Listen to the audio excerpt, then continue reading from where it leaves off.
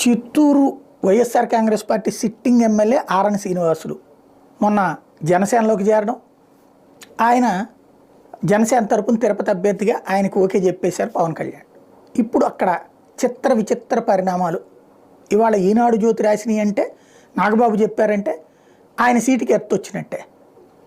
ఏది కందులు దుర్గేష్కి వచ్చినటువంటి తరహాలోనే చిత్తూరు నుంచి వైకాపా ఎమ్మెల్యేగా ఉన్న ఆరణి శ్రీనివాసులు జనసేనలో చేరి తిరుపతి శాసనసభ స్థానం అభ్యర్థిగా పోటీకి సిద్ధమయ్యారు. దీనిపై తిరుపతి నియోజకవర్గ పార్టీ శ్రేణుల నుంచి భిన్నాభిప్రాయాలు వ్యక్తమవుతుండటంతో పార్టీ ప్రధాన కార్యదర్శి నాగబాబు స్థానిక నాయకులు మంగళగిరి పార్టీ కార్యాలయం పిలిపించుకుని మాట్లాడారు. అందరూ కలిసి పనిచేయాలని ఉద్బోధించారు. స్థానికేతర అభ్యర్థి కావడంతో తెలుగుదేశం పార్టీ బీజేపీ నుంచి కూడా సహకారం లభించడం లేదని పార్టీ నాయకులు నాగబాబుకు తెలియజేశారు. దీంతో మరోసారి సర్వే చేసి అభ్యర్థి విషయంలో తుది నిర్ణయం తీసుకుంటామని ఆయన వారికి హామీ ఇచ్చారు.